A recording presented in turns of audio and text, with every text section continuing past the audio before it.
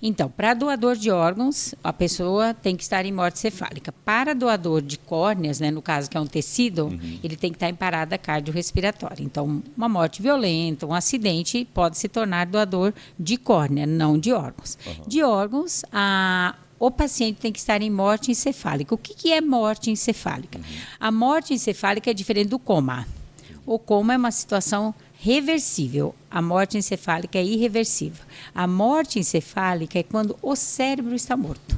Então, se o cérebro está morto, a pessoa está morta. E é irreversível. Como que a gente sabe se esse paciente está em morte encefálica?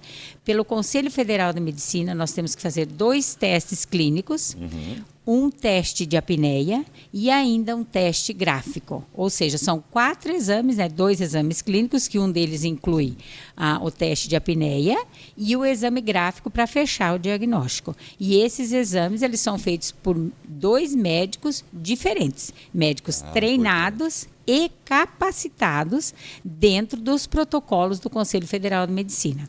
Então, é um exame, ele é seguro, e não tem dúvida alguma que a pessoa realmente está morta.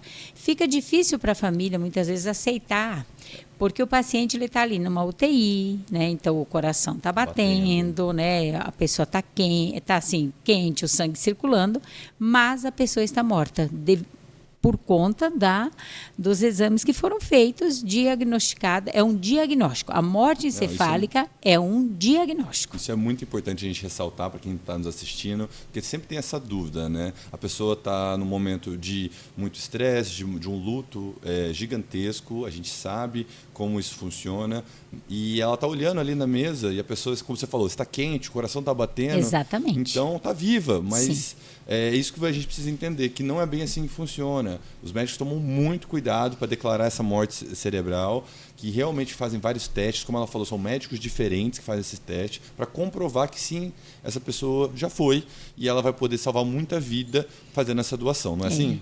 Exatamente. E quando o paciente vamos dizer assim, vai ser aberto um protocolo de morte encefálica daquele paciente que está ali numa UTI, a família ela é convocada e o médico explica para a família, olha, nós vamos abrir um protocolo de morte encefálica e explica o que significa isso. A família ela tem que estar ciente que vai ser aberto o protocolo. Nada vai ser feito sem autorização da família, sem explicar direitinho. Não, inclusive famílias que quiserem um médico da confiança deles acompanhar os testes, é possível que isso seja feito e é dentro dos padrões todos do Conselho Federal de Medicina. Então, é um diagnóstico seguro. É um diagnóstico, né, que foi feito grandes estudos, no mundo inteiro é usado esse protocolo, só que em alguns países não faz os 3 testes. Alguns fazem só os clínicos e outros só fazem o gráfico. No Brasil, nós fizemos... a lei brasileira, ela tem que ter os 2 clínicos, o teste de apneia e ainda o teste gráfico. E todos eles têm que dar positivo para a morte cefálica. Se um teste não puder ser feito por algum motivo ou tiver dúvida, não pode dar o diagnóstico de morte cefálica. E isso é assinado pelos médicos que estão ali, né, presentes, e também se você tiver, vamos dizer, um médico de confiança da família ou alguém ali no hospital que a família queira chamar para acompanhar o teste também pode ser, porque isso o teste está previsto, é transparente. Talvez passe um conforto para essa família. E eu acredito que isso fica assim transparente e dá segurança para a família. Não, realmente essa pessoa está em morte cefálica, ou seja, a pessoa está morta. Não, entendi, e faz todo sentido, ainda mais porque a gente tem uma demanda muito grande, mas ao mesmo tempo, indo na vertente contrária, a gente tem quase 60% aqui no nosso estado de famílias que optam por não doar. Eu imagino que a pessoa fica num momento muito perturbado, a família está muito triste.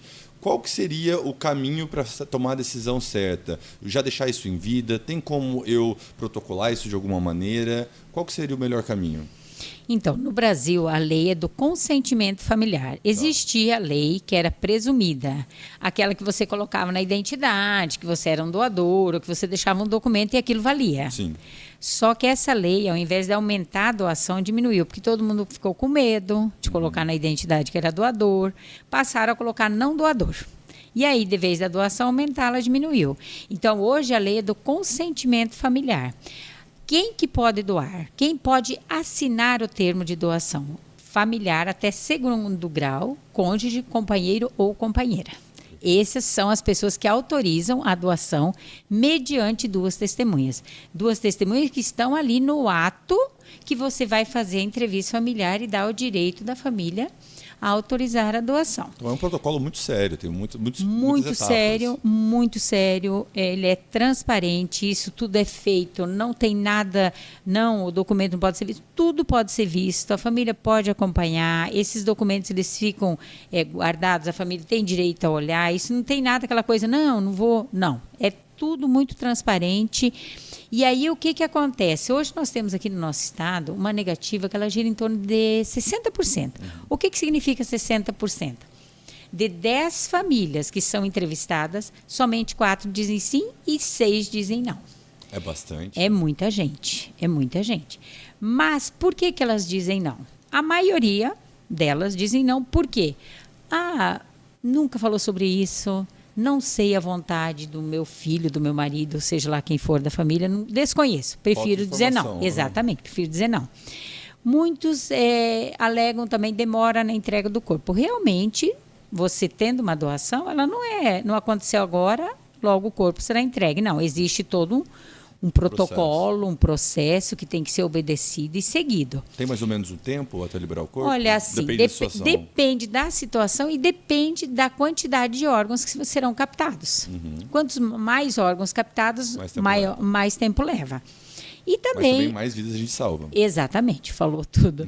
E aí também a gente tem aquela questão das famílias reclamar como foram atendidos no hospital, o acolhimento que tem que existir daquela família quando chega no hospital.